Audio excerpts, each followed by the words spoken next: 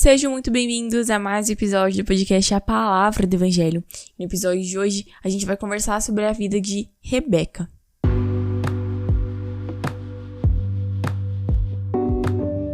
Eu me chamo Aimee e eu apresento esse podcast desde o ano de 2021, em que ele foi criado. A Palavra do Evangelho tem como objetivo propagar as boas novas de salvação e te ajudar na sua caminhada em seu dia a dia com Jesus. Eu espero que você goste e seja edificado por esse conteúdo. Rebeca foi casada com Isaac, isso faz dela nora de Abraão, foi irmã de Labão e mãe de Esaú e Jacó. Basicamente, esse é o parentesco de Rebeca com os personagens da Bíblia, mas eu gostaria de conversar com vocês um pouco sobre algumas características dela. Eu acho sensacional e lindo a maneira com que ela encontrou Isaac e como que o casamento deles aconteceram. Eu vou falar um pouquinho disso aqui, mas que a gente venha aprender com a vida dessa mulher nesse episódio. A passagem que a gente vai usar como base para o episódio de hoje se encontra em Gênesis 24, e eu vou dar uma resumida da história para a gente conseguir entender e captar alguns pontos, mas eu recomendo e peço, leia o capítulo 24 de Gênesis, que é incrível a riqueza de detalhes que está escrita, é incrível a história que acontece aqui. Então, resumidamente, Abraão ele queria encontrar uma esposa para o seu filho Isaac, e ele envia o seu servo à terra de Abraão, a terra onde ele viveu, porque ele não queria descendentes de cananeus, ele não queria nenhuma outra pessoa que não fosse da sua família.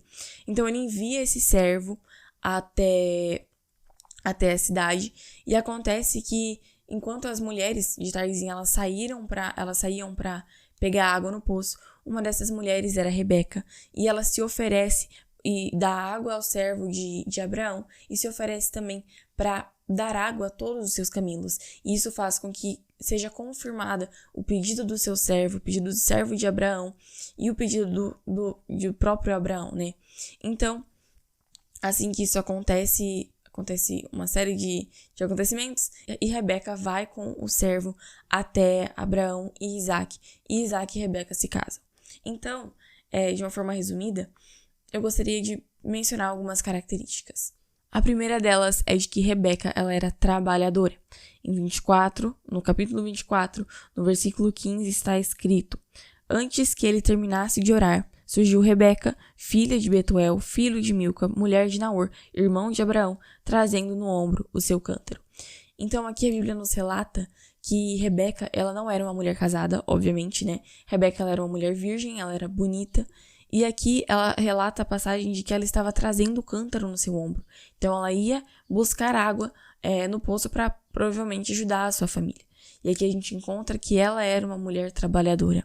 Ela era uma mulher que se esforçava. Ela era uma mulher que fazia o seu papel dentro da sua família, antes mesmo de encontrar um marido. Ela não esperava encontrar um marido para que ela pudesse para que ela pudesse ser responsável pelos serviços de casa, digamos assim. Mas ela já estava se empenhando. Ela já estava fazendo aquilo que ela tinha em mãos para fazer. No livro de Provérbios, no capítulo 31, a gente vai encontrar uma passagem, na verdade são várias características, né, digamos assim, de uma mulher virtuosa. E no versículo 17 vai dizer assim: entrega-se com vontade ao seu trabalho, seus braços são fortes e vigorosos. E essa passagem aqui, ela relata justamente sobre a mulher virtuosa, né? Sobre uma mulher, como é uma mulher segundo o coração de Deus. E Rebeca, ela se assemelha a essa mulher. Rebeca era uma mulher que trabalhava, era uma mulher que dava o seu melhor, antes mesmo de ter uma família para si, antes mesmo de ter um marido, digamos assim. Uma outra característica sobre essa mulher é que ela era altruísta. Então, no versículo 20 vai dizer: assim ela esvaziou depressa seu cântaro no bebedouro e correu de volta ao poço para tirar mais água para todos os camelos. Então, eu não sei quantos camelos eram, a Bíblia não relata, mas eu imagino que ela realmente pensava no outro. Ela não necessariamente pensou naquele servo, porque, nossa, não, é o servo de Abraão, Abraão é pai de Isaac, eu quero me casar com Isaac, então por isso eu vou agradar a esse servo, vou servir os seus camelos e tudo mais. Não, Rebeca não fez isso porque o servo era servo de Abraão. Ela nem sequer sabia de quem ele era servo, ela nem sequer conhecia aquele homem.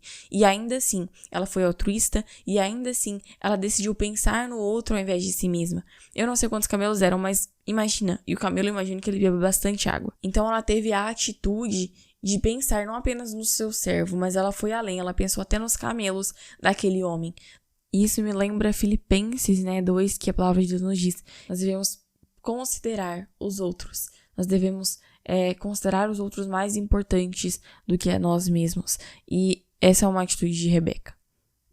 E também em Provérbios, no mesmo capítulo 31, vai nos dizer que a mulher sábia, a mulher virtuosa, ela cuida dos negócios de sua casa e não dá lugar à preguiça. E aqui, certamente, Rebeca não deu lugar à preguiça. E aqui, ela não teria nenhum benefício em dar água aos camelos. Ela não receberia nada, ela nem sequer sabia que o servo era servo de Abraão. Ela simplesmente serviu o próximo. Ela simplesmente deu água aos camelos daquele homem até então desconhecido por ela. Então, que a gente venha ter as mesmas atitudes de Rebeca nessa passagem, que a gente venha ter um coração, assim como ela, principalmente nós, mulheres, que a gente venha se inspirar também, na mulher de Provérbios 31.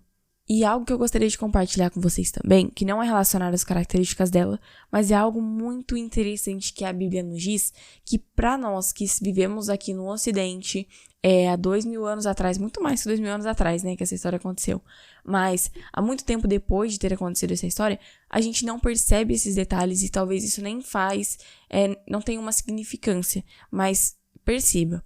No versículo 22 de Gênesis 24, está escrito assim: quando os camelos acabaram de beber, o homem deu à jovem um pendente de ouro de 6 gramas e 2 pulseiras de ouro de 120 gramas. Também no versículo 47 vai estar escrito: depois lhe perguntei, de quem você é filha? Ela me respondeu, de Betuel, filho de Naor e Milca. Então coloquei o pendente em seu nariz e as pulseiras em seus braços. E por último, no versículo 53... então o servo deu joias de ouro e de prata e vestidos a Rebeca. Deu também presentes valiosos ao irmão dela e à sua mãe. E pra gente, talvez, o fato desse servo, desse homem, ter dado joias preciosas não significa nada. Contudo, existe um fato muito interessante de que naquele tempo, quando joias ou pulseiras eram oferecidas a uma mulher, isso era sinal de que alguém desejaria casar com ela. Então, esse servo que estava representando a casa de Abraão, a família de Abraão, ele, ao oferecer aquelas bijuterias, aquelas joias, melhor dizendo, ao oferecer isso a ela, ele estava dizendo que tinha alguém, um homem, interessado em casar com ela. E até por isso que ele e ela foram até a casa da família dela, de Rebeca, que eles foram até lá para conversar com o pai dela, para que pudesse haver esse matrimônio. Até porque anteriormente, naquele tempo, e em muitas comunidades árabes até hoje, o casamento ele acontece não entre apenas 2 indivíduos, mas ele acontece entre 2 famílias. Então, é o consentimento da família A com a família B.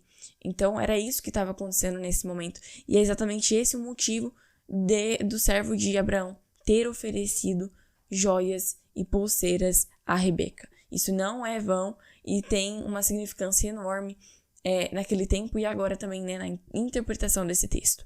Então, de forma geral, eu espero que vocês tenham sido edificados e tenham aprendido alguma coisinha a mais com esse episódio. Se você foi, não esquece de compartilhar com mais alguém. Manda para mulheres da sua vida, para sua mãe, para sua amiga, para sua irmã, para sua namorada. Compartilha aí com o pessoal. E não se esqueça de seguir a gente no nosso Instagram também, @palavradoevangelho_. Muito obrigada por ter me escutado até aqui e até o próximo episódio na próxima semana.